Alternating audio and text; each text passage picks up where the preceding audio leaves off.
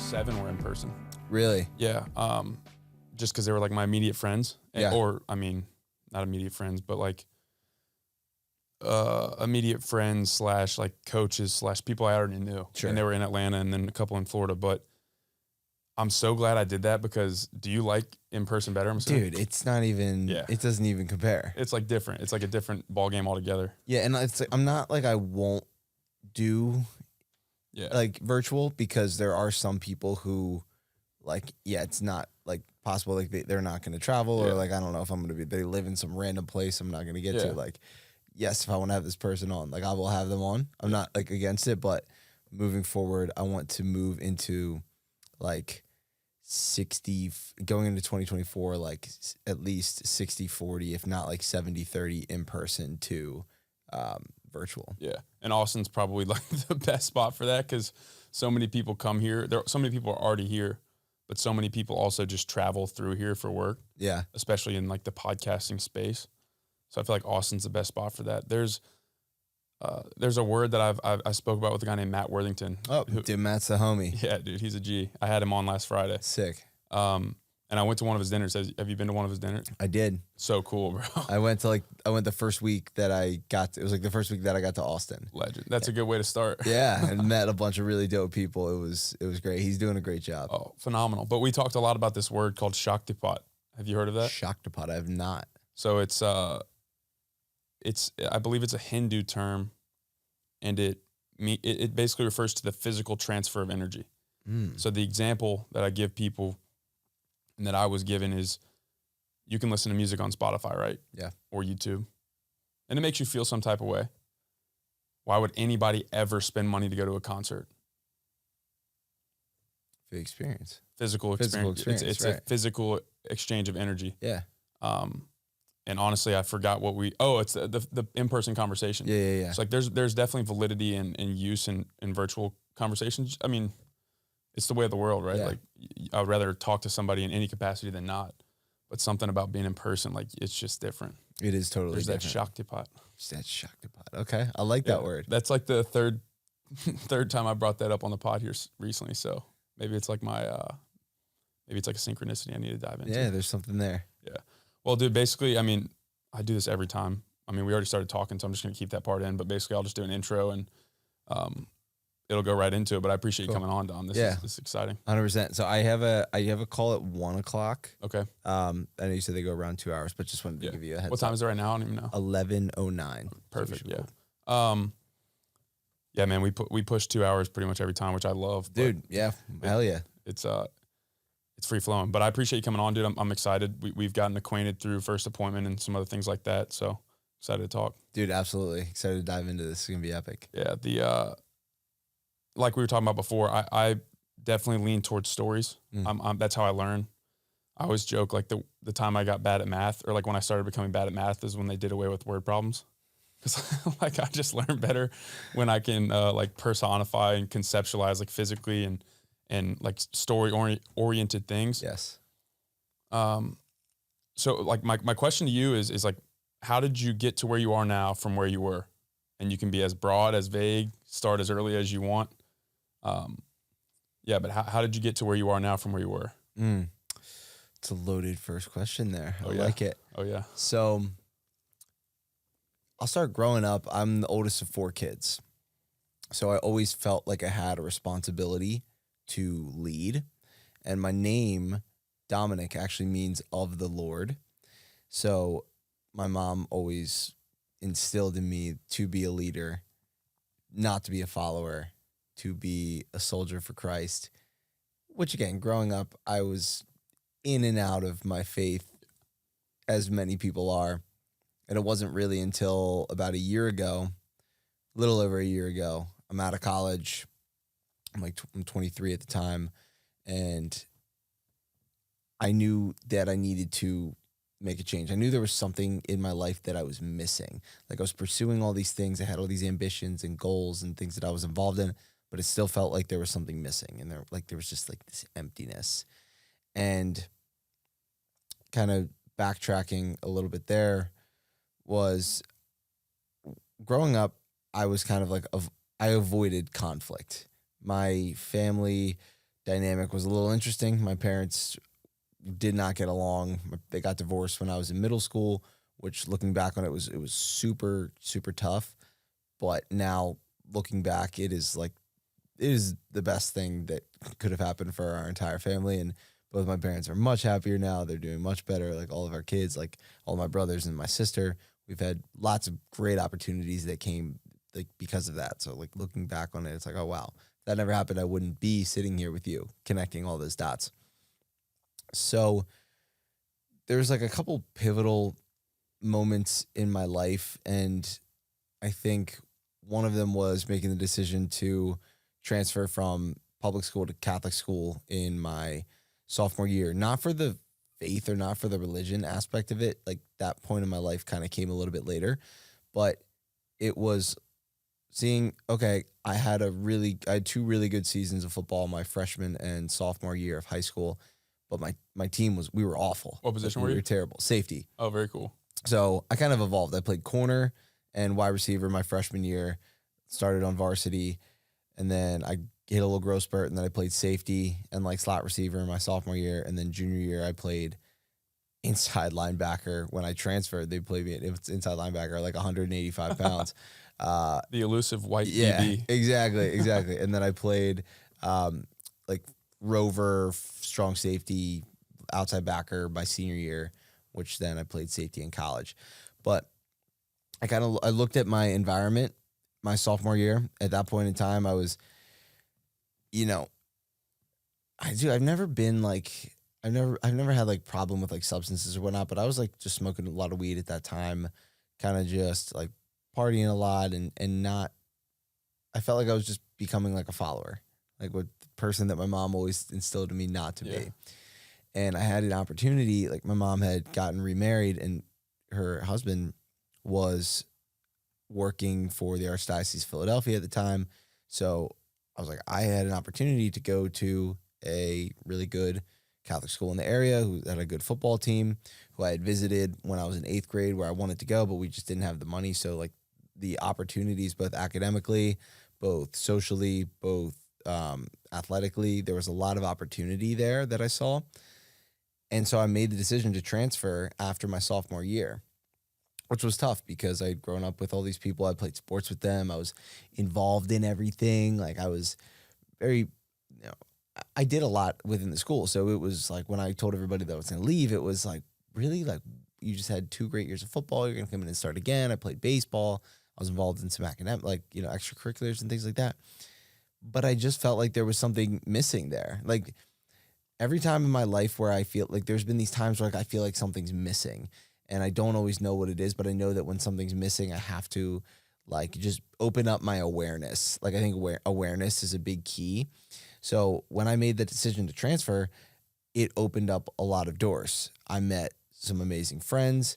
I had a great year playing football again my junior year, which got me looked at by some coaches, which I ended up going to play D3 ball at Dickinson College up in Pennsylvania, which again, if I had not gone to that school, my stepdad at the time, he had went to that school. And if I had never decided to transfer, or if my parents never got divorced and then my mom never got remarried and I never decided to transfer, I wouldn't have ended up at Dickinson, which ultimately the connections and experiences that I had there have helped shape me into the person that I am today.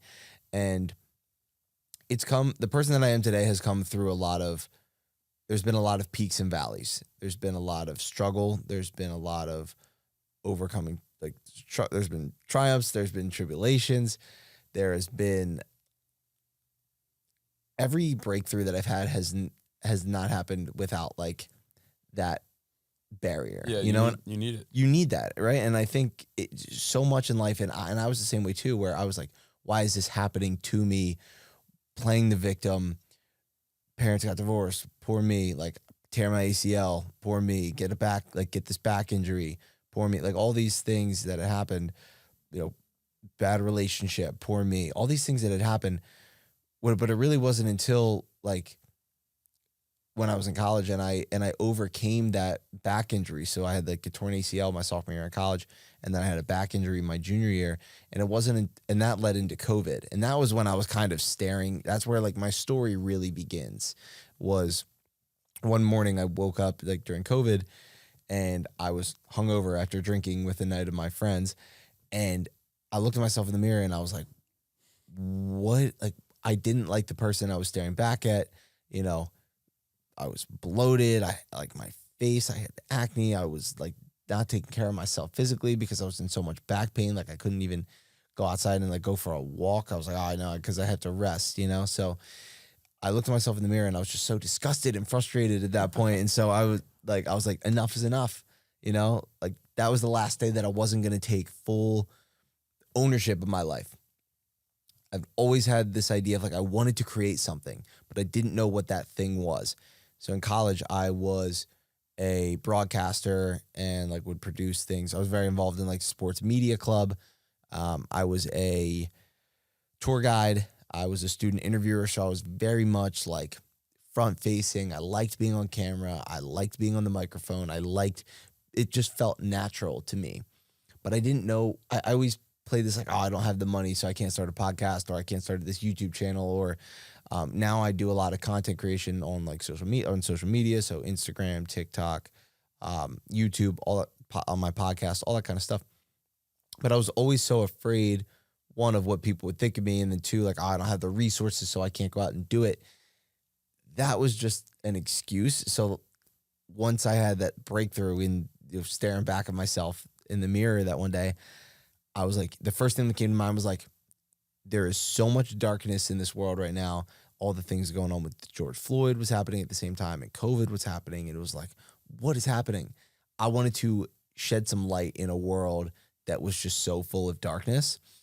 And selfishly, I wanted to pick the brains of other people so that I could take their knowledge and apply it to my life, because I was like, I feel like there's this person that I'm trying to become. There's this next level version of me that I'm trying to tap into, but I don't know how to do it. And I selfishly want to like interview all these people who I see online, or these people that I know who are thriving. They seemed like they were flourishing. They had a business that they had started, or they had a passion that they were really involved in, or they had a nonprofit that they were working in. Like, I was like, I need something. So the podcast became that way for me to share that with the world, but also like lean into my own curiosity.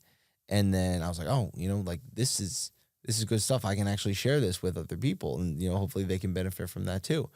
So once I started that podcast, I was like, oh, I don't need a mic. Like my Mac speakers will do. So I recorded a quick like 10-minute intro podcast saying like, hey, this is what it's going to be. It was called Days with Dom. The podcast was called Days with Dom, because I was like, that was the first thing that came to mind. And that was like a barrier that was holding me back. Was like, oh, what's the name going to be? What's it going to be about? But once I just was like, okay, Days with Dom, whatever. And I knew that wasn't going to be the name of it forever. But I knew that at that time, yeah, Days with Dom, cool. That's going to work. Maybe a name or something will come to me later on. And you can always change your name. Right, exactly. So I rebranded to Pure Ambition after like 50 episodes. Like, yeah, about a year of podcasting.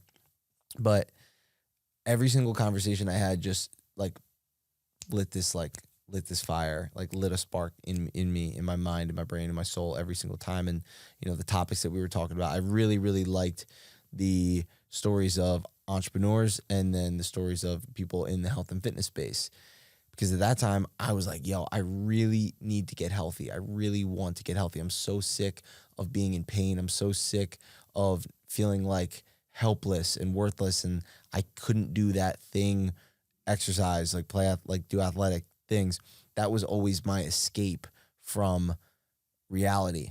Growing up as a kid, if things weren't going right in the household, like I would avoid that conflict. I would go out and I would just like practice my pitching against the fence, or I would play, I would play football like with myself, or I'd go just like shoot basketball, like football with yourself. That sounds like a lot of fun. Yeah, it was so much fun, man. Hey, it's a lot of creativity has to come for that. Juking yourself out. That's pretty fun. Exactly.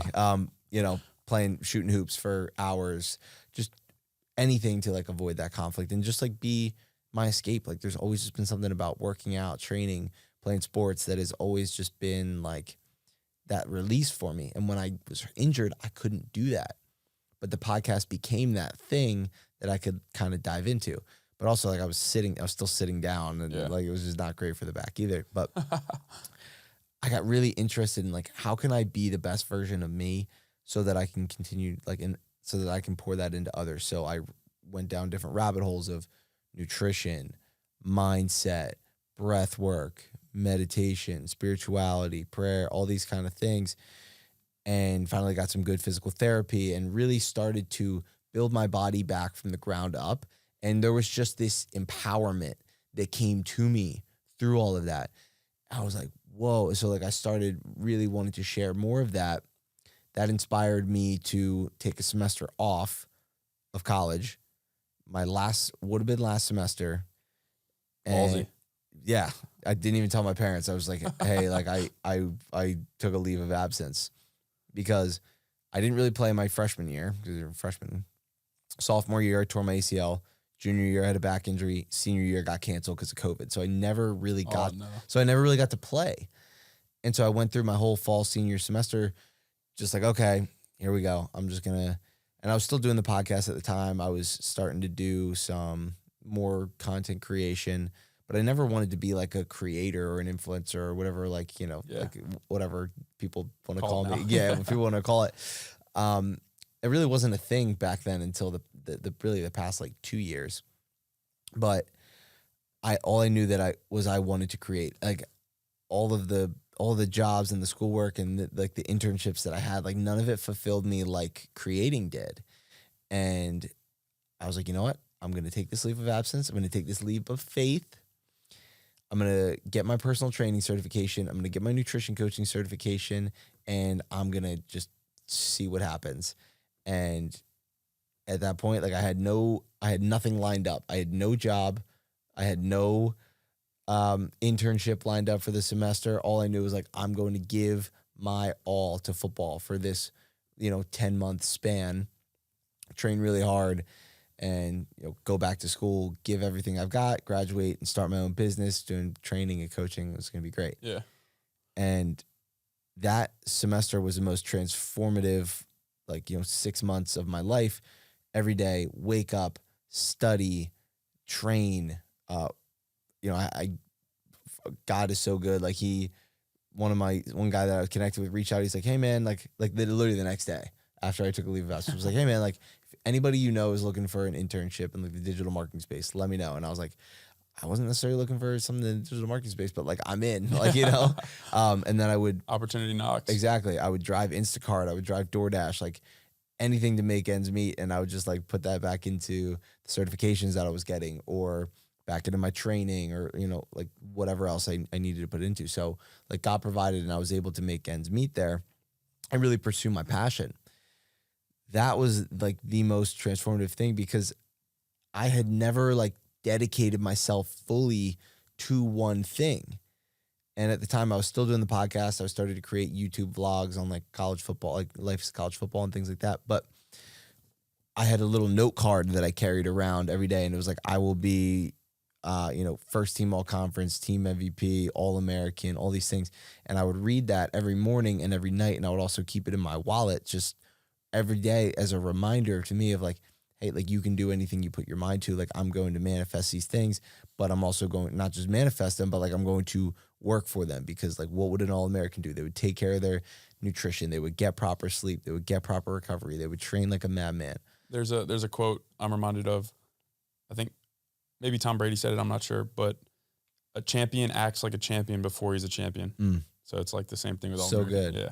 So that really set the tone for me of, if you can't control, and Grant, I never became any of those things. I had a really good season, but I didn't have any of those things. They were also out of my control. I don't vote myself as, like, an All-American or whatever, but I still had a really good season, and I left that.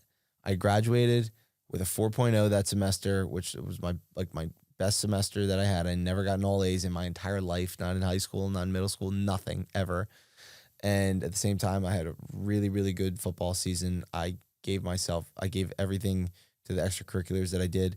And I was like, wow, if you become intentional about everything you do, and if you really commit to something and just have faith in the process, you become at peace knowing that like you can't control the outcome. You can only control how much input you do. Things are going to take care of themselves. Yeah. Things will work themselves out. So that whole semester and it was a byproduct of everything that happened to me beforehand. Just kind of just skating by in a lot of ways, following the crowd, not being a leader, being too afraid to start a podcast or a creator, do all these things that I was really called to.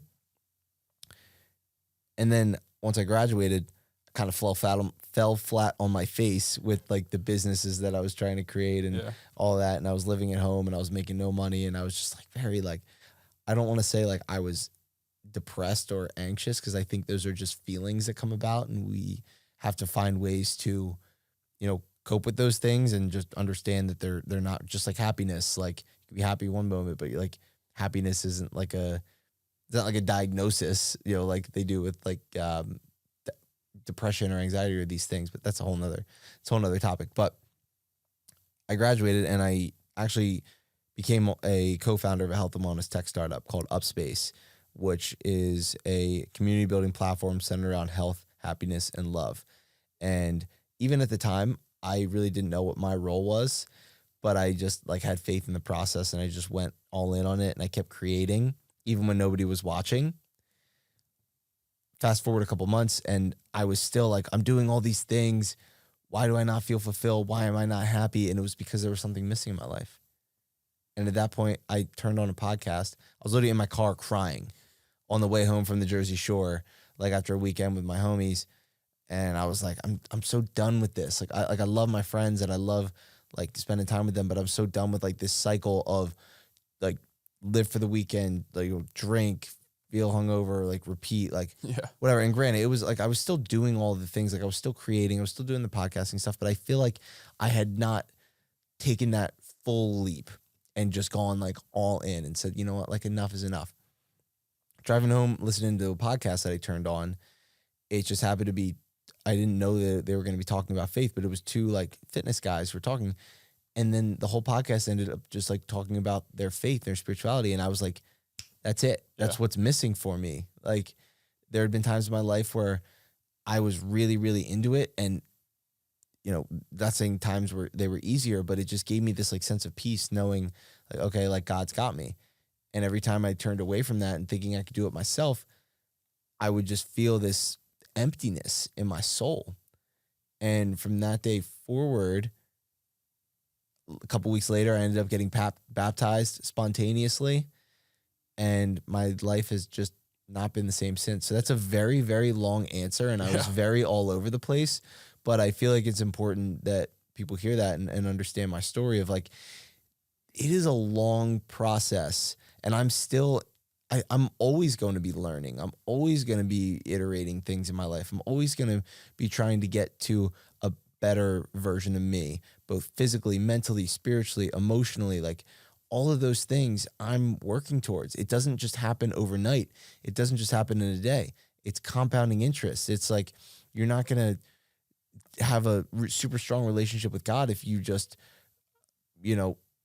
pray like the same prayer, like every day for 2 minutes. Like you have to be intentional about it. You have to give yourself to Christ. You have to spend time with community like we do at the First Appointment. You're not going to get this 6-pack if you are eating cookies every day and you're only working out twice a week. Like there are these things that we want instant gratification and we want to know what the outcome is. Like if I would have known that I wasn't going to be an All-American, that I wasn't going to be first team all conference, that I wasn't going to be all these things that I said, like, are you still going to do it? Like probably not. Yeah. If you know what the outcome is going to be. But when you have faith in the process and you just go all in, regardless of what the outcome is going to be, then it makes it easier to just dive into the journey. 100%. And dude, I appreciate you. I appreciate the depth of that answer, because one of the reasons I like asking that question, and obviously I've never been a guest on my own podcast, but I feel that people often don't delineate their own story, right? It's like asking somebody that question, it gives you, the guest, the chance to articulate, delineate, formulate all of the events that you want to go into. And I think it helps you formulate that. For me, it helps me learn about you, which I think is awesome. That's like the whole point. You talked about starting a podcast selfishly. 100% this was a selfish endeavor. And in many ways still is. Oh, for sure. You can't what's the saying? A cup can't overflow unless it's full. So it's like you can't give energy unless you have a surplus of energy. Totally. That's how you end up being, you reach a breaking point. So I just think there's so much to unpack there. First off, I appreciate you sharing all that. The thing that I want to kind of dive into first is the podcast, because I think that's so, number one, I relate to that immensely. What's the word? The barrier before starting a podcast or anything, but podcast specifically, it's like, okay, well, I need to make sure the audio is good. I need to make sure that the video is good. I need to make sure that the guests are good. I need to make sure the name is good and the logo, blah, blah, fucking blah. It's all nonsense. Like literally none of that matters. And I bring this up all the time. Have you ever watched Joe Rogan's first episode? I have not. It is horrible. No, it's an awful episode. Like I think he recorded on his Mac computer, like from 2008. So you can imagine the camera quality, no mics. I think it's just him and Brian Redband just like talking about whatever. It's an awful episode. And here Joe Rogan is 13 years down the line, the best podcaster in the world, one of the most influential people in the world. Chris Williamson, same deal. Totally. I'm sure you're familiar with him. Oh yeah. His first episode, it's just like him and his boys sitting on a couch or something with like his first episode's in an office with like a pretty crappy mic and stuff. But my point in saying that all that is we build up these things, these barriers, because then it helps us justify not taking action. So I think it's a protective mechanism, because when I see there's 10 things that I have to do and that I'm actually not anywhere near all those 10 things, then I won't take that first step. When in reality, you have to take the first step and everything you'll just have to figure it out. What did you learn starting your podcast? Like where you were, like starting right where you were. What did you learn about yourself and about that, like whole idea of just starting? What did you learn about that? Yeah, I learned that I am capable, because there was always that voice in the back of my head that was like, who are you to think that you can become a podcaster, right? And which was funny, because like I wasn't a huge podcast listener, but I was always like interested in it. Like I always wanted to become one. And I don't think it's just like podcasting in and of itself. It's just like I have always been a people person. Like I just love conversation. I love nuance. I love novelty. I love learning new things. I love human connection. And so that's what I learned about it. Like it wasn't really podcasting that I loved. It's, what is this? It's, you can call it podcasting. We're having a conversation. I love having conversations. I love this connection that we share, the vibrations that we're giving off, the frequencies, like the downloads that we're having, like this human to human connection. I realized that, wow, like I don't need to have the best mic, the best computer, the best recording studio in order to, be quote unquote successful or do something that fills my cup up. I don't need to have all of the most fancy clothes and shoes and gear to become the best runner I can be, or the best cleats or the best whatever to become the best football player I can be. It's like, if you can just get really comfortable with less and detach from the outcome of situations. That's like another thing that I learned, is just like learning to detach from the outcome. Like I've done 150 episodes. I'm not doing this. I've never been doing this for the money. I've made, I think, $600 like to date on like, one sponsorship with the podcast, because that's never been the goal of it. Like I operated a net loss, you know? No, dude, I'm like at this point, bro, I'm right there with you. Yeah, exactly. Significant losses exactly. are being taken. Significant losses are being taken, but financial losses, the gains that are being made from the connections that are being made, the seeds that are being planted for years and years down the line. Like podcasting has opened up a lot of doors in other areas that have benefited financially. You know, like if I never started my podcast, like I wouldn't have ever become a co-founder of Upspace, my health and wellness tech startup. I would have never become a full-time creator. I would have never had the opportunity to do a lot of the experiences and travel and meetups and all of the just incredible opportunities that have come from podcasting. I wouldn't have had them if I didn't just like surrender and just take the leap. Like it's never been about money. And people always say that, right? Like they'll be like, oh, follow your passion. Don't worry about money. The money will come. Like I agree with that, but like also like disagree with that in a sense. But it's like one of my favorite quotes of all time is from The Alchemist, which is my favorite book, which is, the universe. When you want something, the whole universe conspires to like help you make it happen.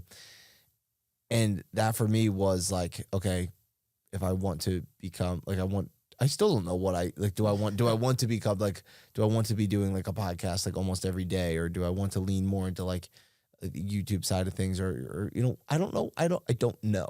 I don't know what I want to do, but what I've learned from this whole thing is when you put yourself out there into the world, when you create good energy, when you create positive energy, that positive energy is reciprocated back to you. And when you have that, when you take that risk, when you put yourself out there in the world, you are rewarded. It's not always going to be monetarily, but you might become rich in relationships, rich in experiences, rich in knowledge, rich in wisdom. All of those things are reciprocated back to you when you have the guts and ability to break through that blockade that you might have, that resistance that you have, and just put good out there into the world. There's this quote I heard from a mental performance coach that we used to use at Virginia Tech. I don't know if he said it, but well, this is who I heard it from. It's the start that stops most people. And one, there's so much validity in that, man. Like, dude, most people actually just like don't start. Like, what stops them is the fact that they don't start doing them. And I had the same thing with the podcast and other things in my life, where it's kind of just like at one point you just have to make the decision to take that step. And something that you've brought up several times is detaching from the outcome, right? And the importance of that. Alex Hormozy talks about, what does he say? He says basically something along the lines of focus on habits, not goals. And there's a quote that I had this thought. We used to do these pitching meetings, just the pitchers, when I was at VCU. Shout out Coach Foltz. Phenomenal. Never did anything like this in college. We would meet and we'd read over a specific excerpt of a book, and then we'd talk about it, and then we'd also do these reflections that we'd send to him. And one of the things that I said once, I just had this thought: the man who walks with his eyes on the horizon gets bit by the snake. And so what that means is the man who walks with his eyes set on his goals, when you're focused on your goals all day, you get bit by the daily habits that you don't curate or that aren't where they need to be to reach that goal. So the way that I use that paradigm is you have to look at the horizon, right? That's the direction that you're going. Like, life is a walk. We're walking this journey. You have to know where you're going. What happens to some people is they keep their head down so much that they wake up one day and they're 15 miles away from the person they wanted to become. There are times in life where we have to detach, stop walking, create space, look up and be like, okay, I'm walking this way. I actually want to be about 3 degrees that way because I'm seeing that I'm becoming this person in that regard. Let me take a little bit of a turn, keep walking, put my head down and continue. So there is a time to look at the horizon. But what that quote means to me is it's the daily habits. It's the who I am on a day-to-day basis. It's what I'm doing every single day that is actually the goal in and of itself. There's another quote: the man who loves to walk will walk further than the man who loves the destination. Right? Because if you love to walk, you're just going to keep going. Yep. If you want the destination, you're going to get to the destination and be like, oh, dang, this isn't what I thought it would be, right? That's right. So I think that's such an important lesson. And it's interesting because you're not the only person in the sphere of podcasting that I've talked to about that exact thing. Because think about this, like if your goal at the beginning was, I want to be monetized as soon as possible. Like I want to create a podcast so I can get rich. Number one, you're going to do things that sacrifice your values and your beliefs and your principles to reach that goal. You might sponsor the podcast with products or things that you actually don't believe in that may end up hurting people, et cetera. But long term, you've been doing podcasts for what now, 2 or 3 years? Yeah, a little over 3 years. Which is incredible, dude. Like you've created a way to sustain that creation. And I want to touch on this too. Your comment just now about financial losses being taken, but gains are other places, 100% agree. That was incredibly well said, because like you said, man, like our conversation right here, literally I'm losing money. I'm paying for the studio. I'm like, it's a net negative in terms of financial reward or return, but like I'll do this 10 times over, bro, because like now we're learning about each other, we're connecting, and that human connection that you talked about is so important. The one thing I want to touch on with you, I mean, I don't know how much you want to get into it. I'm familiar with the fact that you were a marathon runner, like after college, right? Like you started running marathons? Yeah, it was kind of like, all right, I played football, struggled immensely with the identity loss. Who am I? Because you played baseball at VCU? VT and then VCU. VT and then VCU. Okay, I didn't know that. See, we're learning there. So struggled immensely with that identity loss after, especially like all of my content was centered around like football. I was like, who am I? Who am I without this? You know, who am I without this thing that I've been doing for my entire life? Now I'm just an adult, like, you know, I'm just an average Joe trying to make it in this world, right? Like I was like, man, like what do I do? What do I do here? So I got into running. Probably about 6 months or so after I graduated, and my good buddy Matt Choi, who was a mentor to me throughout college, I mean, he's blown up now. He's like, if you're a runner, even if you're not a runner, like especially in Austin, like you know who Matt Choi is. Like me and Matt met. He had like 2,000 followers on IG. Like he was coaching high school football. I was like, yo, I love this dude's energy. I'm gonna reach out to him. He mentored me through that. I saw that he had started running and he was doing these like ultra marathons. He had done like a 50 miler. He had done like the David Goggins, like 4x4x48 challenge. He was doing all these things. And I was like, man, you know what? I'm going to give this a go. So yeah, I got into running about 6 months after, 6 months after graduating. And then I just documented my prep up until I was like, I'm going to, okay, yeah, well, I need something to train for. Let me just run a marathon. Yeah. That's everybody's default answer nowadays, right? So, you know, I went and I just documented all my training for what I was doing for the Philly Marathon. And that's when I really started to like gain some traction on social media too, like as a creator, because I had been creating for like, you know, a little over 2 years, and I had gotten to like 2,000 followers in like those 2 years. And then within like a couple months time span, like I think I crossed over, I got 10,000 followers on like the day that I ran my marathon. Oh, cool. But I had like a video like pop off about a month before. So it was like, I went from in 3 years, I went from, like in 2.5 years, I went from like 0 to 3,000 followers. And then in a year since then, I went from 3,000 to 10,000 in like a month, and then I went from 10,000 to 60,000 on Instagram in a year. So it's just like, you know, the hockey stick, right? 100%. You know, you don't see anything and then boom. But yeah, running was what really helped me find my stride as a creator, rediscovered my identity. And then I'm sure we'll get into like the craziness that happened in my heart. But then like after that, and I haven't been able to run for a couple of weeks. It was like, well, who am I? I'm not the runner. But yes, to answer your long-winded answer of yes, I was a runner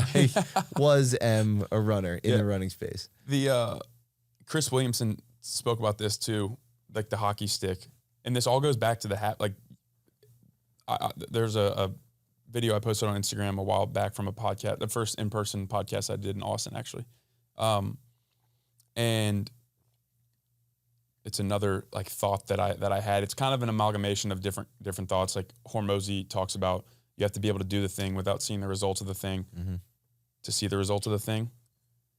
forgive me, anybody listening that's heard me say this a bunch of times, but we have to tend to our garden before we can see the fruit to be able to eat the fruit one day, right? So if I were to say, I want to eat fruit, I'm going to plant a seed, and then the next day go out there and try to eat fruit, and then the fruit's not there, and then give up because there's no fruit, I would never eat the fruit. You know what I'm saying? So it's like you want to reach 1,000 podcast episodes, or you want to reach a certain amount of people. You want to have this amount of, not influence, but like whatever goal. And then you don't see the results after X amount of time and you give up. It's like not going to work. But Chris Williamson talks about the fact that it took him 300 episodes to go from 0 to 100,000 YouTube subscribers. Then he hit 1 million years down the line. He went from 1 million to 1.1 million. So it's the same threshold, 100,000 followers. Took him 3 years to gain his first. Took him 11 episodes, or no, sorry, not 3 years, 300 episodes to reach his first 100,000 followers or subscribers. From 1 million to 1.1 million, same amount of subscribers. It took him 11 episodes. It's insane. So it's that hockey stick, but you have to stay in the game. It's a war of attrition. It's literally life is just a war of attrition, whatever it is. Like pick the field or the industry or whatever pursuit. The way to win the game is to stay in the game. Totally. And I think running is interesting too. I've been called more recently. It's interesting. Like when you get to Austin, you really are like, damn, I think I need to start like doing Ironmans or something, bro. Something in the water down here. Dude, it really is. But it's such a cool practice. And I was talking to Danny Miranda about this. The thing about running is like, you have to be patient. Like if I'm going to run a marathon, it's not going to happen any quicker than it's going to happen. Like you can run faster, but like it's going to take a few hours, right? So you either have to have the patience to achieve it or you're just not going to do it. So it really is a lesson in patience. But I'm curious from your perspective as somebody who's run a lot more than me, what are some lessons that you've learned from your running journey?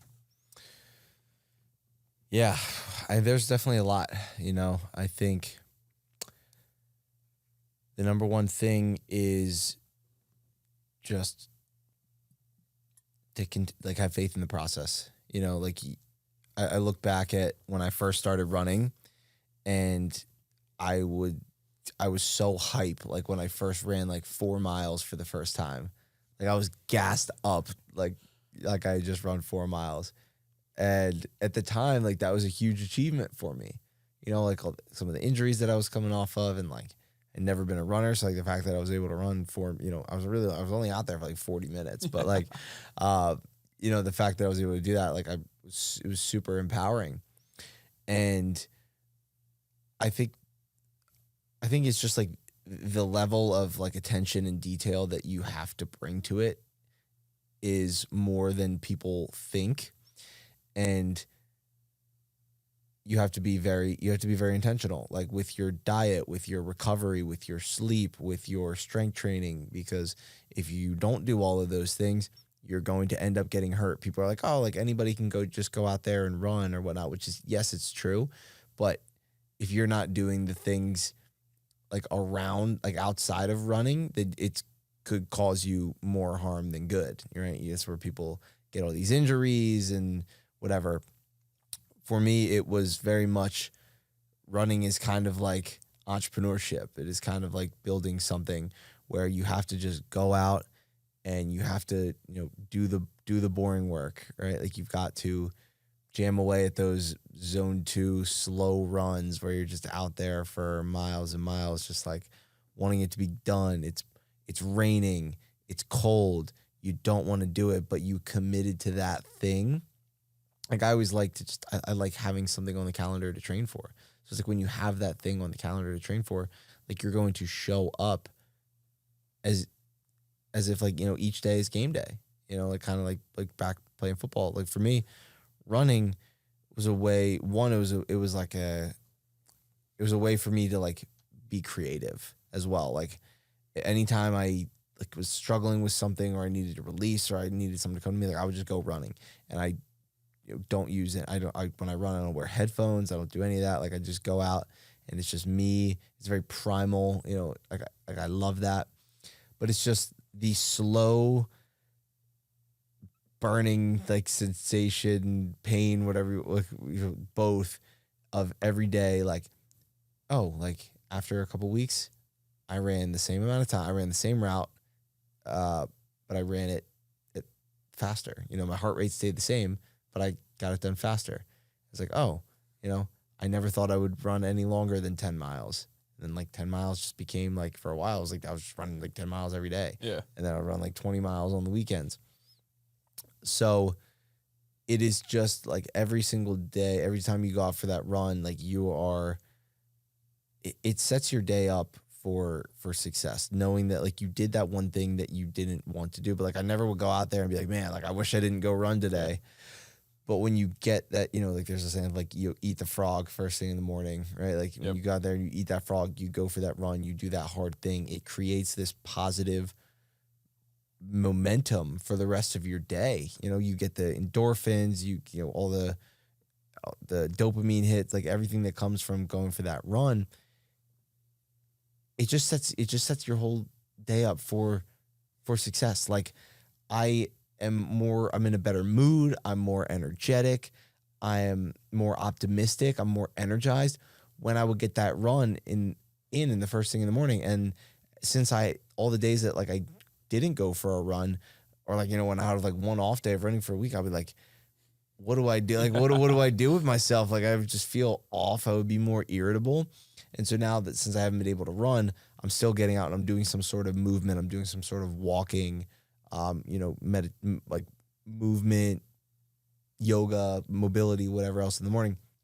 But I think running specifically is also, it is also just, I've seen like the power of community and what is possible through running, because the amount of like people that I've met through the running community is super special. And it's kind of reminded me like, oh, like when you bring people together over like a shared interest, it is extremely powerful, and it goes so much deeper than running. Like running is a way to tap into a higher level version of yourself. It's a way to build community. It's a way to like discover more about yourself. There's a lot that I've learned from running, but I would say the biggest thing is just like embracing the discomfort and knowing that you can get through that and it's going to end and you're going to come out stronger on the other side. Yeah, there's so many lessons in that.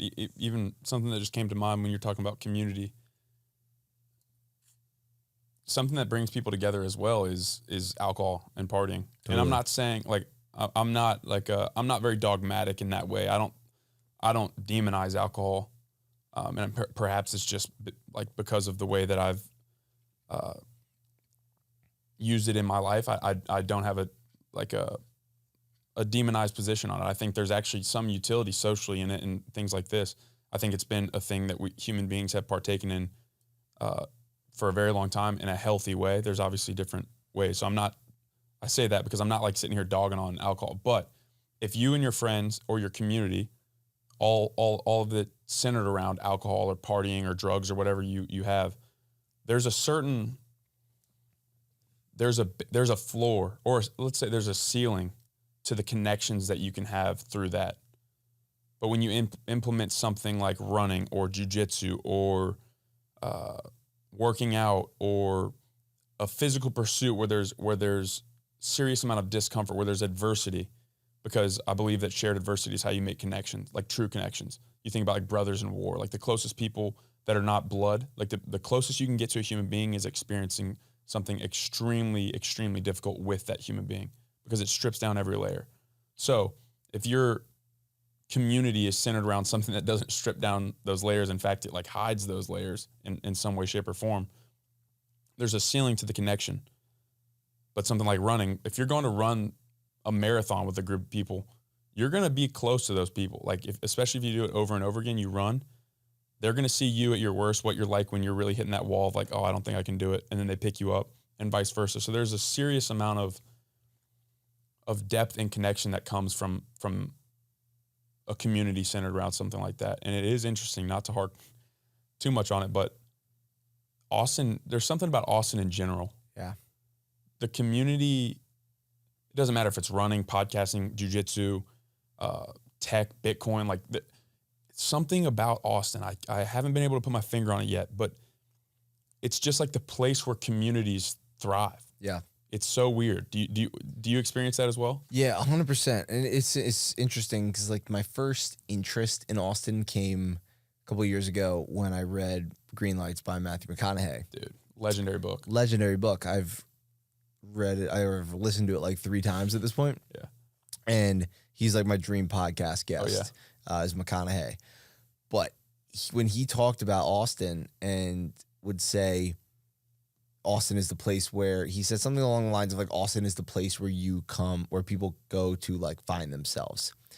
And what's interesting is like now, like even being in Austin for a couple months, it's like you hear about people who they don't necessarily like see this being like their long-term place where they're going to like plant their roots and be there forever. But it's almost like this like incubator of like a launch pad. Right. Of like, you know, it used to be like, you know, you go to LA or you go to New York if you're trying to like quote unquote make it. But that was like, that is like, you know, in acting or fashion or music or whatever else. Whereas like Austin is like just filled with dreamers, with people who are just, a lot of people don't even know what they're trying to do or what their thing is going to be, but they just know that there's something about like the energy here. There's the weather is obviously like a huge draw here. I don't really know what it is, but there's something in the air here. There's something about Austin that is just so different and is so unlike anything I've ever seen anywhere else, where like I go to the gym and like all of my friends are there and like we're doing this on like a Wednesday at like 11 o'clock. And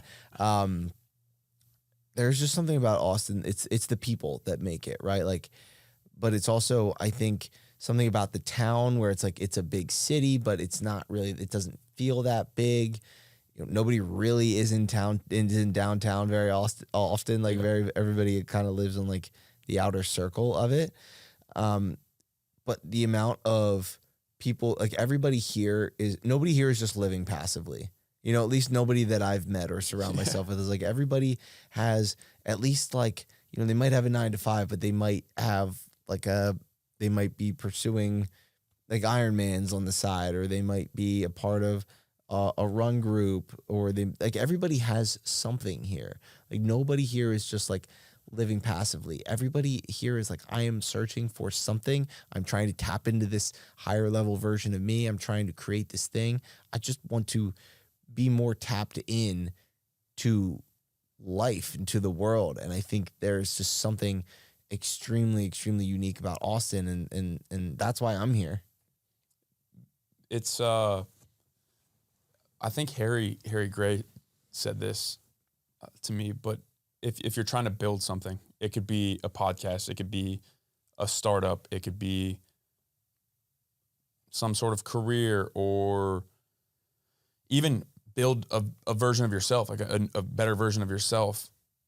Austin is the place. And I'm going to like try to study it, because maybe I shouldn't actually, because then I'll like the mystery or like the appeal will be gone. But it's just so interesting, man. You're exactly right. And I brought up Squatch so much because I think it's the perfect microcosm. Yes.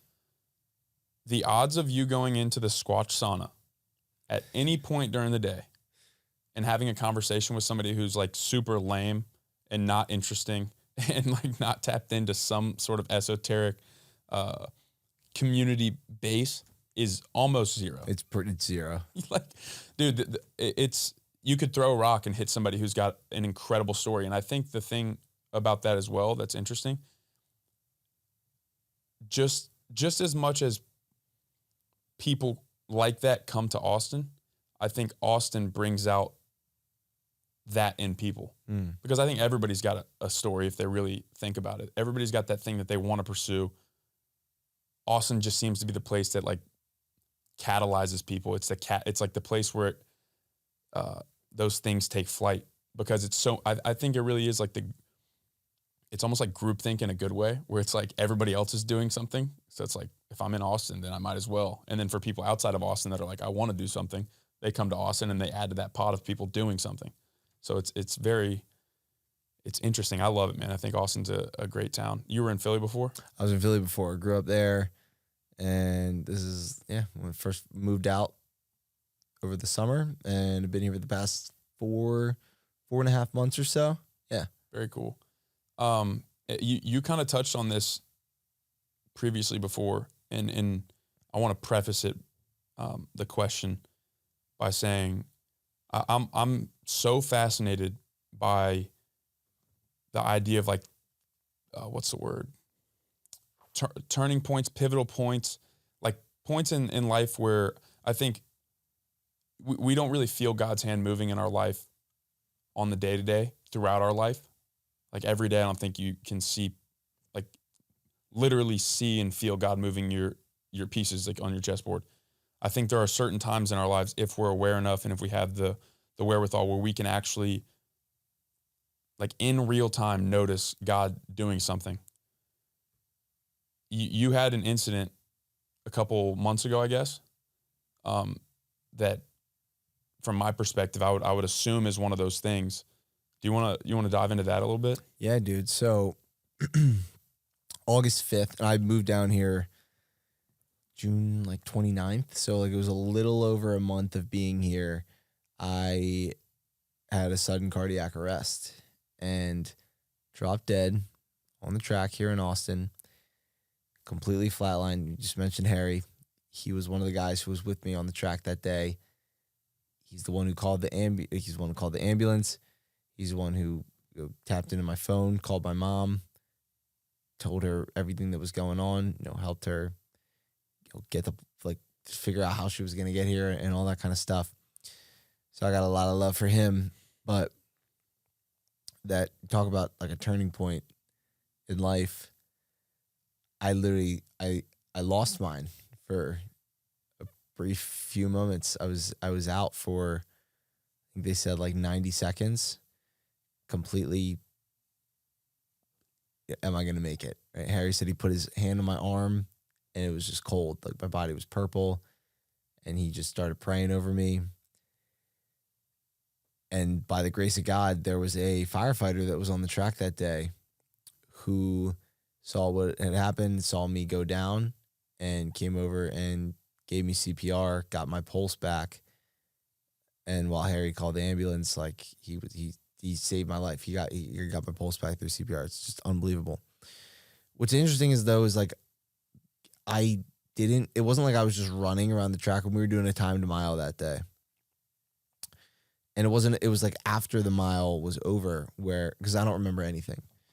And Harry said that I was just trying to catch my breath over on the end of the track, but it was looked like anybody else who had just done like a really hard workout, who was just trying to get their breath under control, trying to just get themselves back to baseline. And I had like dropped to my hands and knees, and he was like, "Oh, he doesn't look good. Like I'm gonna call the ambulance."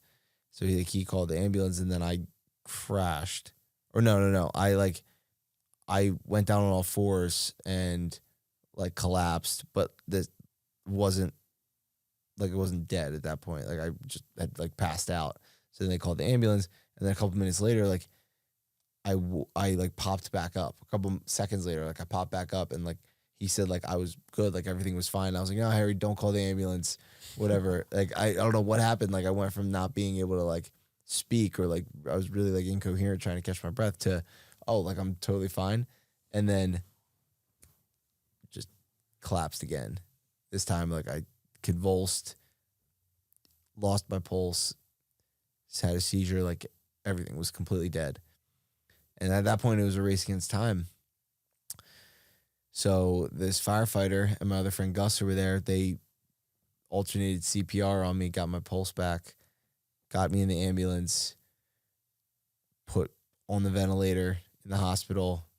I was on that ventilator for like a little over 24 hours. My best friend Sean flew in from Malibu. My mom flew in from Philly.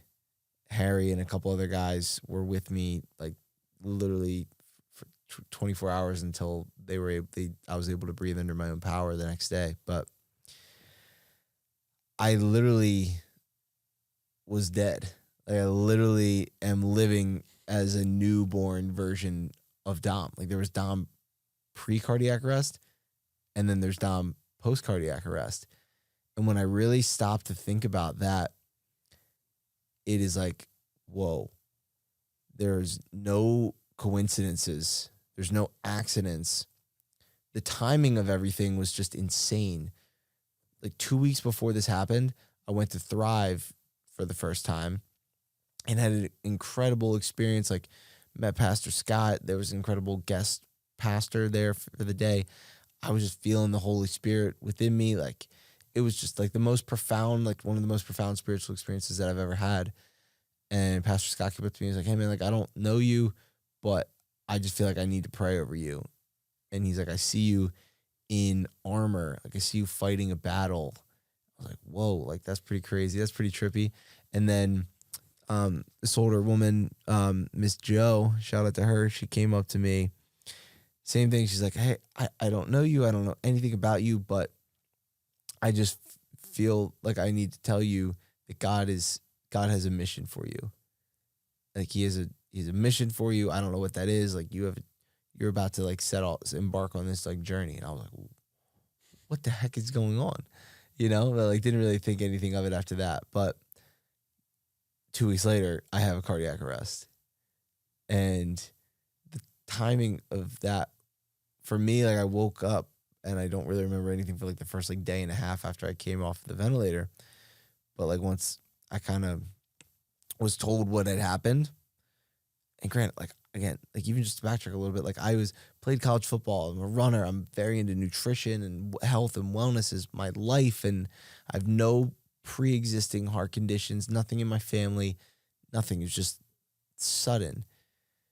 But the perspective that I have gained from this after waking up and realizing, like, oh, like, there's a reason that this happened for me. And like, I am going to use this story. I'm going to use my testimony to spread the word of God, to share how good he is, and to really inspire and empower people. Like, my mission in life is to inspire and empower 100 million people to become the happiest, healthiest version of themselves. And I was always like, what is my thing? You know, what is going to make people this? Like, Yeah.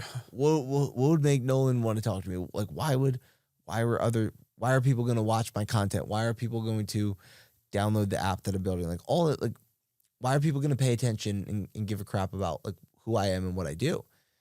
And usually it's like it's people who are like experts in their field. They're very interesting people, or like they have an incredible story, or they have this crazy experience that happened to them. And it's not just like what happened to them, but like what they do after. So like, I'm in this point right now. It's like, okay, like, yes, I had this sudden cardiac arrest. I lost my life, and I now have a defibrillator in my side. I now have to, like, my life looks a lot different than it did beforehand, but I'm so grateful for it. It's like, I would never ask for it again. I would never wish it upon anybody, but I also wouldn't trade it for anything, because the perspective that I have now and the way that I live my life and the amount of gratitude that I have is insane.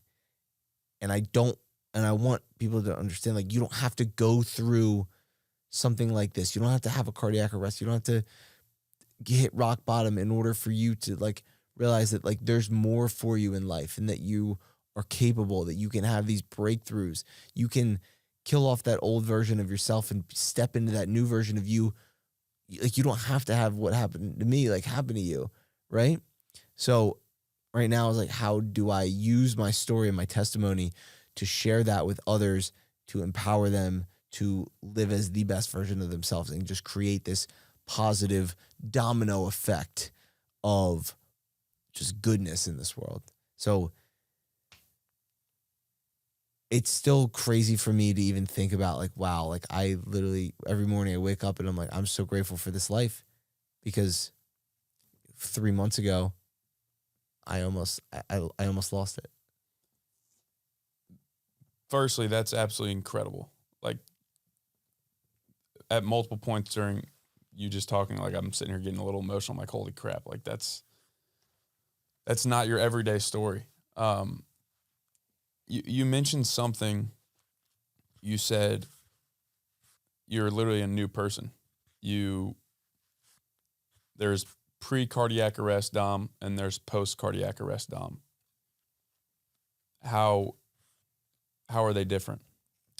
Pre-cardiac arrest, Dom was very, very focused on what people thought of him, and was very, yes, I'm a man of God. I have, I believe that He is guiding me in everything that I'm doing. But at the same time, I was very focused on my own goals, my own ambitions, my own selfish pursuits. Whereas now it is giving me an opportunity to take a step back and look at, like, okay, well, this might be what I want, but what does God want for my life? Like, His plan is greater than my plan. And I was very much living in this like go, go, go mindset mentality of like, also who am I as a creator? Like, if I'm not pursuing the next challenge or race or whatever, what are the things in my life that I was neglecting, not spending time on, or afraid to talk about, that I now am like, life is short. Nothing really matters.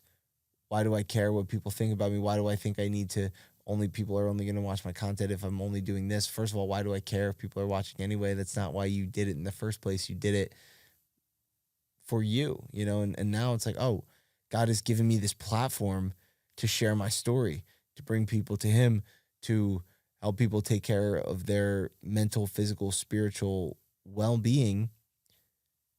Like, I can have a voice in that.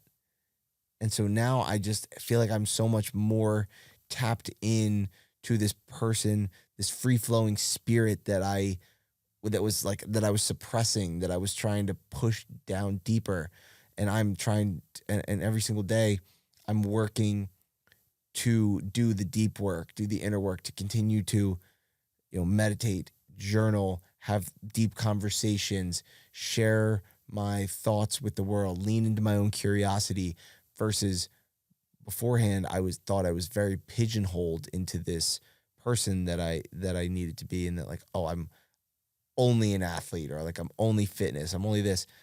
But now I realize I'm so much more than that. We are all so much more than the labels that we attach on ourselves.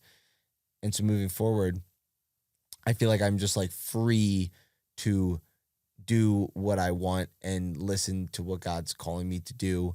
And I have no fear in like the messages that I put out. He who gains his life shall lose it. Mm. He who loses his life shall gain it. Quite literally a living example of that. I'm curious, do you remember your first conversation when you woke up? And do you remember what it was? Yeah. So my best friend, business partner, Sean, he's actually staying with me in Austin right now. He got the call and when it came from California and was in the hospital in, within a couple hours. Like, he's my best friend, he's my ride or die. And so I woke up and I see Sean, Harry, my mom, and Nick, one of my other friends, Nick. And I look at Sean, and first of all, they all look like balloon animals. Like, I'm like so high off of the drugs that they were giving me that they all look like they were balloon animals. And I just look up and I'm like, Sean, what are you doing here, dude? Like, I just kept saying, like, bro, like go home. Like, why are you here? Like, I didn't like understand. Like, that was it. Apparently, that is all I really remember until they transferred me to another hospital. And then a couple hours later, like, I remember Pastor Scott coming in, and a lot of people from Thrive, and me just like crying. Like, I just remember like the first couple of hours, apparently, like, I was just like very high off of the medication, and I really don't remember much of that. But I remember just people coming in and out of the next like day or so, and every single person that came in, like, I would just like break down in tears and I would just start crying. And Why do you think you were crying? I don't know. And like, I even like just get emotional thinking about it, and like just like the text that I would receive, or the the messages that I would get, and just like feeling that love. Love is what we're missing in this world. There's so much negativity, there's so much doubt, there's so much darkness, and there's so much like trying to like everybody's just like trying to break each other down, like it's constantly war, it's constantly violence, it's constantly bickering and fighting. And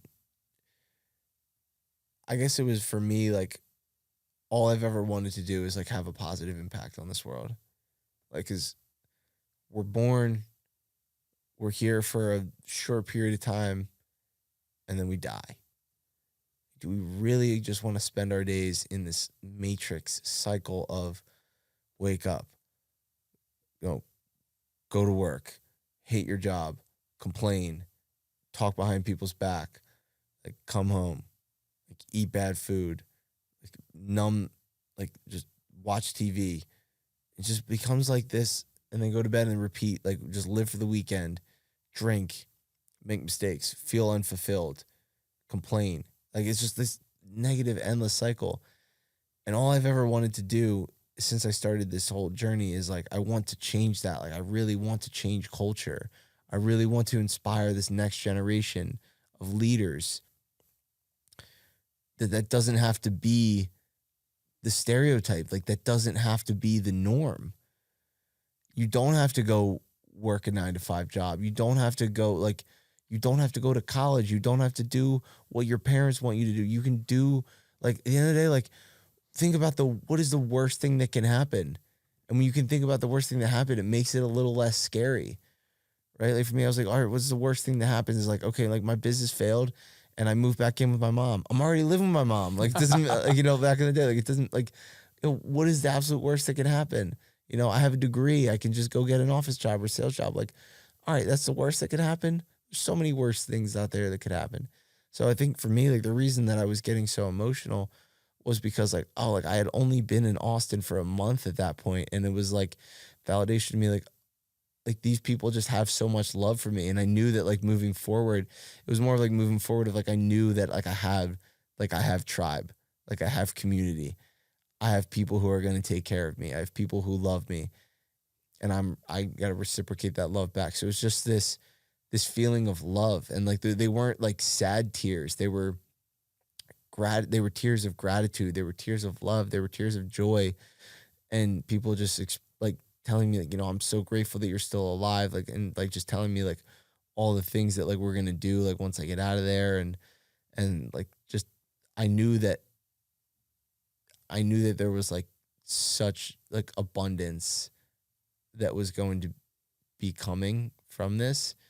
And just like hearing the impact that like I had made on their life, even over like just the short period of time that I was in it, like just made me break down and cry, because it was like that, like that's all I wanted to do. And we don't always, we talked about it earlier, but like we don't get these like positive feedback like loops every single day. Like just like with running, it's like you got to just go out there and you just got to do it every single day. It's just like you send one nice message every single day. Like that could make somebody's day. Like you have no idea. If you smile at the cashier, that could make their day. They could be going through something, and that could be a simple reminder of like, okay, somebody out, like there is goodness in this world. Like it's not just this world full of darkness. So for me, I think the reason why I got so emotional was just like the immense amount of gratitude, and knowing that like that was a new chapter was being born, and or was being written. And I think like crying is just releasing, right? And so like I woke up and I was just like releasing all of that old version of me, because after a couple of days I was all cried out, and I was ready to get out of the hospital. Yeah. And I was ready to step into that new version of me. But it was just that releasing all of the doubt, the anxiety, the depression, the mistakes, everything that had happened in my life previously. I was letting all of that go and just giving myself permission to step into this new version of me. Yeah, I think not many times in most people's lives do they look up at like viscerally, like in real time, look at people like expressing love towards you, like openly. Here it is. Look, dude, I love you. Here's why I'm here. I flew across the country to be with you, like for your friend Sean. Dropped everything.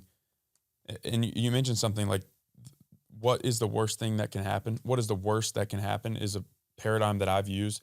It's actually what my dad, it's a something that my dad's told me many times when I had a discussion with him about I was going to quit baseball after my senior year at VT and not play my grad year and uh, just kind of move on. He's like, what's the worst that can happen from going to VCU for 1 year? I'm like, when you put it that way, it's not a lot. Okay. Did that. One of the best decisions I ever made. Podcast. What's the worst that can happen? You have a couple dozen conversations with people and okay, cool. Like, Yeah, you got some new friends. yeah, like, dude, exactly. So the reason I bring that up is because pretty much one of the worst things that can happen is dying. Yeah. So it's like now you have like literally that's happened to you. Yeah. So you have this perspective now that I think is so incredible. And as you mentioned, it's not something that you don't have to die for that to be the case. And here you are helping people realize that. You mentioned something else earlier about our mutual friend Harry, who's a phenomenal man, just like an incredible guy. You obviously were not cognizant of this at the moment, but you said he prayed over you on the track. Mm. Have you spent any time reflecting on that or thinking on that, what it meant to you, whether or not it worked, whether or not you believe that actually helped you? Have you spent any time thinking about the fact that he knelt over you as you were pretty much lifeless and prayed? Totally. I think I have no other option but to believe that played a role in it. You know, I now believe so strongly in the power of prayer because of all the text messages and email blasts that were sent out while I was fighting for my life in the hospital over the next 24 hours, and the amount of people that reached out and said, you know, that they were sending prayers, that they had been praying over me, like all of these like incredible stories of, you know, my mom like being in the hospital or being in the airport and like her crying and somebody coming up to her randomly and like saying like, hey, what's wrong? And her telling what had happened. And, you know, like these random strangers, like I think like it was like a whole group of people like came over and just like prayed over my mom in the airport while, you know, she's sitting there like, you know, is her first child like gonna survive? She told me one of the first things, one of the first things she told me was like she put her hand around my head and was like, I thought you were gonna die. She's like, I thought in my heart that you were gonna die. And my mom is my best friend. And I just think about it. It's given me this like sense of urgency of like, man, I've got to make the most of this. Like I'd be letting her down. I'd be letting God down. I'd be letting my family down. I'd be letting the world down if I didn't pursue this thing that it like sets me on fire every day. But to answer your question, like I truly believe in the power of prayer, because how can I not? Like hearing these stories, how can you just say like, oh, it's just a coincidence? Like, no, there's no freaking coincidences. There's no accidents. I know that the hundreds, if not thousands of prayers that were said for me over this 24-hour span are the reason why I'm sitting here today. And even in that, there's a firefighter on the track. Say that firefighter's not there. I'm dead. What happens? I'm probably dead. I can imagine the amount of contemplation, reflection, thinking, prayer for your, like by yourself about that moment. There's just, I want to thank you for number one, like obviously like the emotions are real, man. I'm sitting here reciprocating that. That's a life-changing, life-altering event for yourself, but also for other people, like many other people. people that will listen to this, people that follow you, people that listen to your podcast, people that know you, your mom's friends, the people that prayed for your mom. There's so many downstream effects from that. Like even like I just said that out loud, like the people that prayed for your mom in the airport, that's another thing that I had a guy named Tommy Spalding who's been, are you familiar with him? I'm not, no. So he's a New York Times bestselling author. He's written 3 books. He's a family friend of mine, of ours. And I had him on the podcast and had the opportunity to just talk with him. And he's a leadership coach. He wrote a book called Heart-Led Leader that did very well. It's world renowned. And his most recent book, Gift of Influence, is kind of centered around this premise that the average human being interacts with 80,000 people throughout their life. So if you can imagine yourself, you die. You know what? Actually, I'm glad I just said that, because this reminds me of something that ties into your story. Imagine yourself, you die, and before you go to heaven or to hell or wherever you're going, you make a pit stop in the center of a stadium, a football stadium. Think about the biggest football stadium you've ever been in, 80,000 people. Those are all the people that's the barista that you smiled at. That's the person that you prayed over in the airport. That's the person that you flicked off when you were mad driving, or you talked behind their back. All these people are in your arena. Are you going to hear 80,000 people? Or is it going to be boo, like you suck, boo? Or is it going to be like roaring cheers because is it going to be silent? Is it going to be indifferent? What's it going to be when you're in this arena of all the people that you interact with on a day-to-day basis? And the reason I just paused a moment earlier is perhaps why it makes you so emotional thinking about all that, all the people that were there sending you messages and prayers, is you kind of got a glimpse. Maybe you got a glimpse of that stadium being full, and you realized like people are cheering in that stadium. And then to a degree further, you realize that there's more people yet to be in that stadium that you can impact even further. So I think, I don't know, that 80,000, the stadium paradigm is such a powerful thing. Dude, that's insane. I'd love that. Yeah, it's pretty profound, man. And here you are. Like, think about 60,000 people on Instagram. That's a exact same scenario. It's like, if those were people in an arena, would those people be cheering for you? Would they be rooting for you? Would they be saying thank you? Would they be cursing you, hoping that you, like wishing harm on you, right? So it's just such a cool paradigm I felt like mentioning. That is powerful, because, excuse me, if you think about, people always say, like, I don't care what people think about me, like I care less or whatnot. Like, I agree, but also disagree, because what do you want people to say about you when you're gone? And that's something that I've been thinking about a lot recently, is like, again, like, I think one of the reasons why I get so emotional is like, okay, like I have had a positive impact on people. I need to keep doing this thing. Like, it's validation for me to keep moving forward. But like, what was I not doing that is going to allow, like, what got you here won't get you there. So now I've been thinking about, okay, what are the things that have gotten me here? But what are the things that I'm not doing, for myself, for others? What are the certain areas that I've been neglecting? Time spent in community, like giving. So like generosity, also like, time, but also money, and going and like spending time with certain people. Whereas I was like so attached to this performance side of things of, pursuing certain goals. And it's like, for what? I still think there's extreme value in going and like conquering something like a marathon or an Ironman or an ultra, or like whatever other goal that you're pursuing. There's still honor and like valor in that. And I'm definitely going to pursue goals like that in the future, but it shouldn't, I don't want to say shouldn't, but like for me, like that's not what I want my identity to be tied up in. And we talk about death, like Noah Heisman, one of our mutual homies, I was living with him when all of this happened. Like I'd moved to Austin, but I was just like staying in his extra bedroom, and him and Harry are two guys like who I feel just like so like connected to through this whole situation. But Noah and I we did this thing where we recorded us like asking each other questions while we were playing like big Jenga.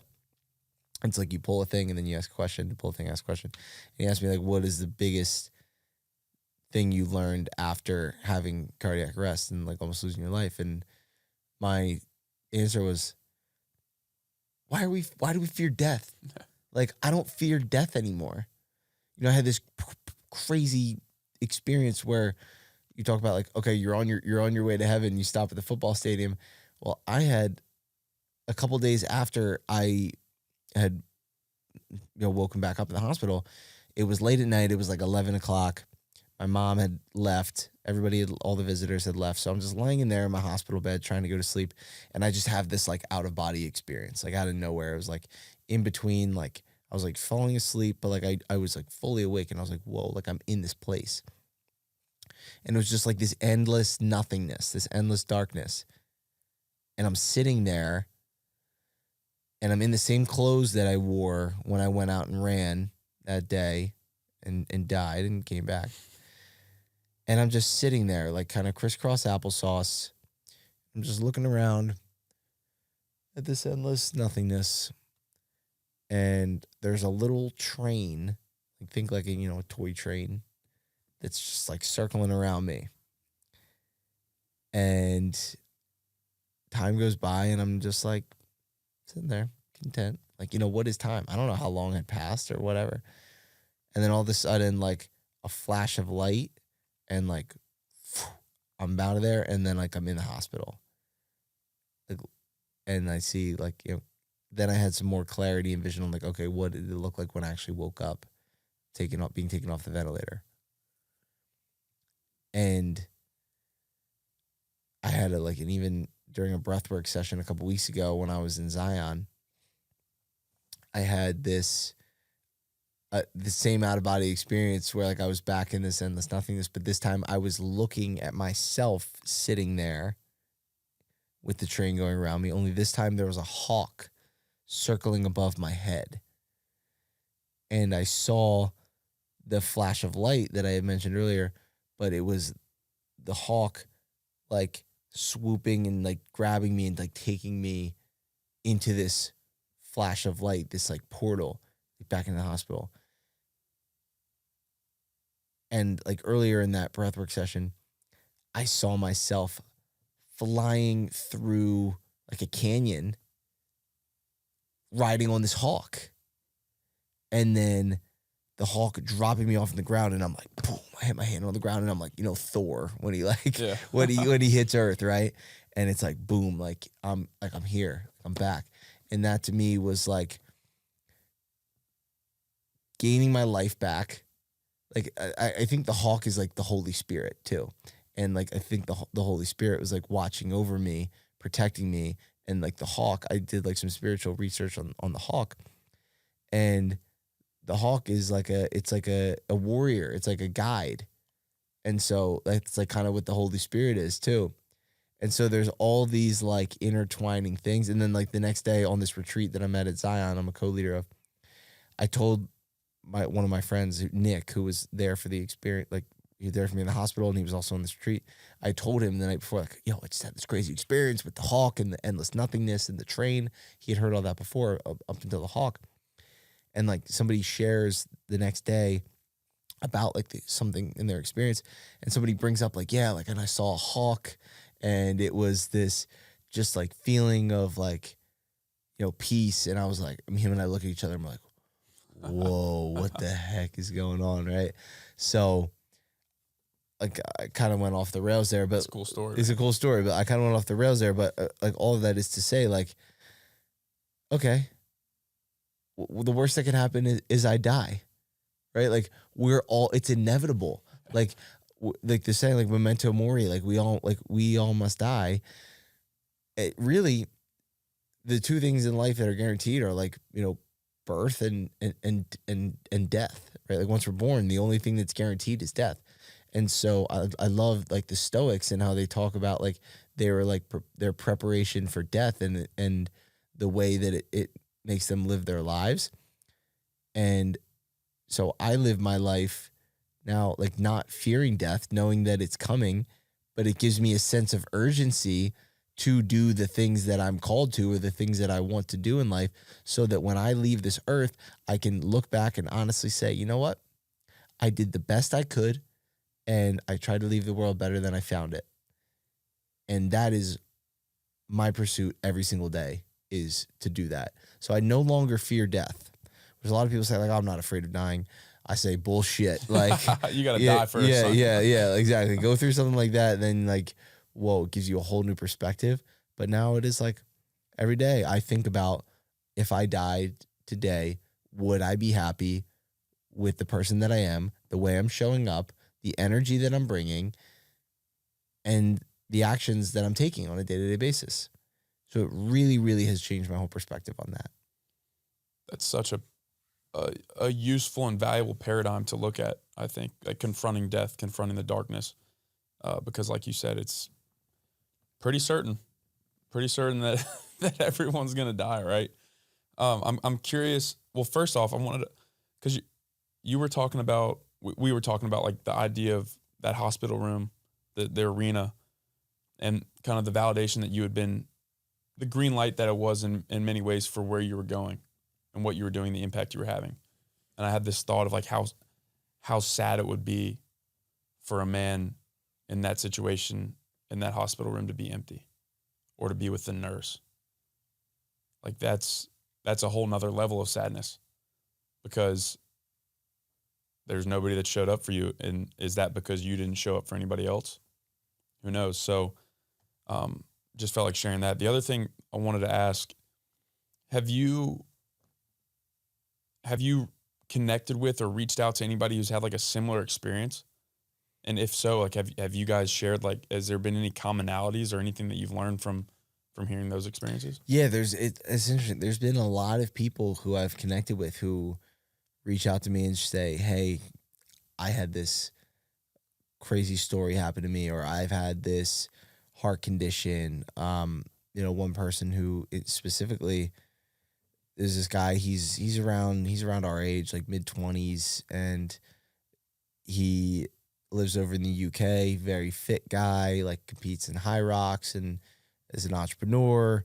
He's a co-founder of a company that's basically like the Thrive Market of the UK. Cool. Like really, really cool dude. And he never had a cardiac arrest, but he's had like a lot of, he's had some like heart things that have come up, and he had been deciding on whether or not like he was going to get a defibrillator put into his side, which I decided to do that. Like it was my choice on whether or not I wanted to, and it was very intense surgery, and I'm still getting used to, like, dude, I basically have like a phone, like the thing. Can that you feel it? Oh yeah. I'll show you it after. But basically have this device right here that if my heart rate drops too high or too low, I have a wire that goes in here and up to my heart. And if anything like that happens, like it's going to shock me. So it'll save my life. Yeah. Like, and so just being able to connect with him and hearing his story about like, I want to do all these athletic pursuits, but like I have to live every day with this, kind of fear of like, is something going to happen to me? Right. Or even like I've had other people reach out to me like, hey, like I survived a cardiac arrest too, or not always like the same thing, but there's so many people who have reached out to me, and like hearing their stories and hearing their like them overcome what they've overcome and like the breakthroughs that they've had because of it is just incredible. Like, and it's people who, I mean, like, yeah, I died, so it was pretty brutal, but like people, but like I was up and I was walking under my own power within like a few days, like within like 3-4 days, like I was able to like get up and I was able to walk under my own power.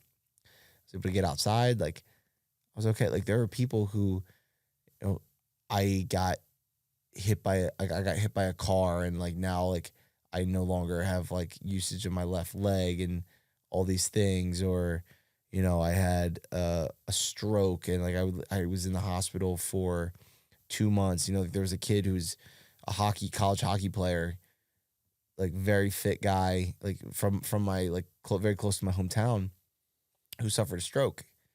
and like is still on the mend of like building himself back up. And like just hearing these stories and knowing that like I'm not alone and that there are people that like can relate to you and what you went through is very just like it is amazing, you know, and the friendships that have been formed from people who I would have never connected with had I not shared my story, you know, like opportunities to speak and like be on podcasts and things like this has been amazing. But like just hearing like everybody, honestly, like somebody always has it worse, you know, like I think about it, I'm like, wow, yes, like I died and I came back and I'm now have a second chance to really make an impact on the world.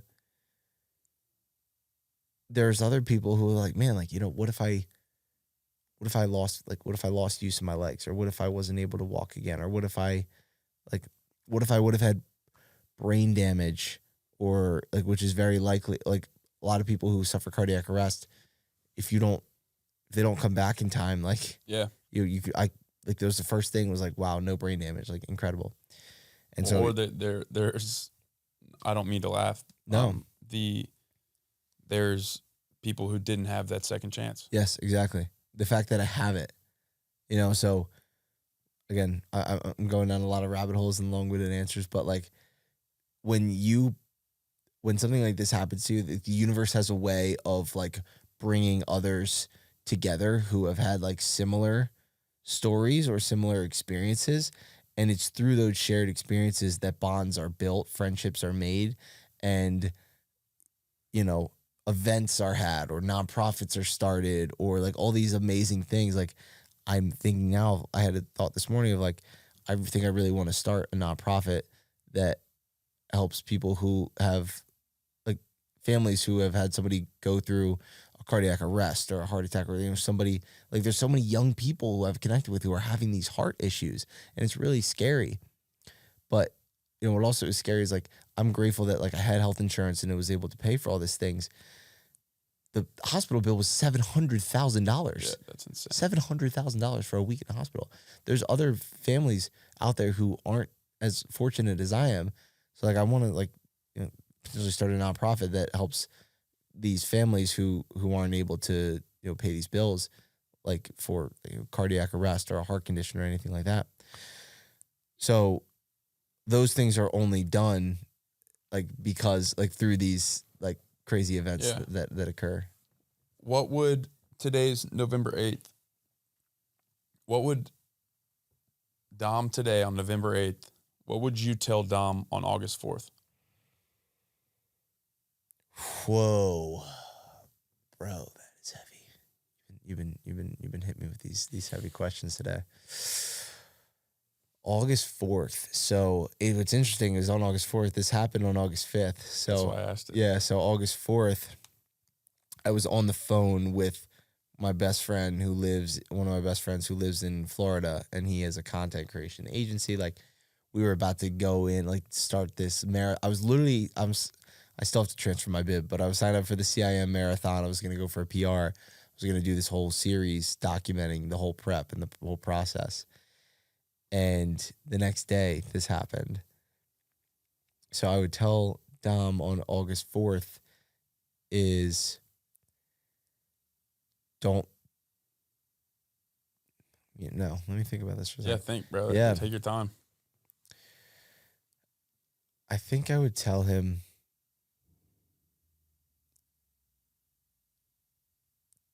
to be open.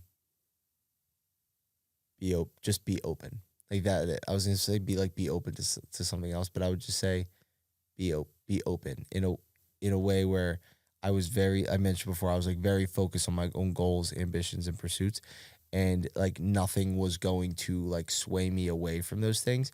But like when you're open, you open your eyes, your ears, and you open up your awareness, and you're able to see signs of like, okay, maybe I should go in a different direction. Maybe I should do something differently.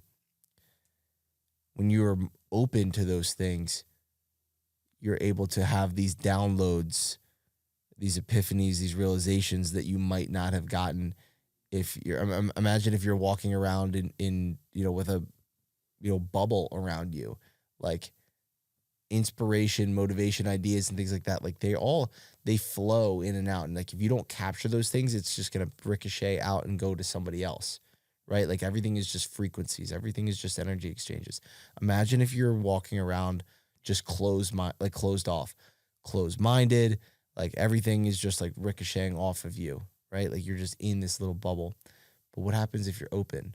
What happens if you're accepting? And then you're able to better filter out, okay, this is just a negative thought that I'm having.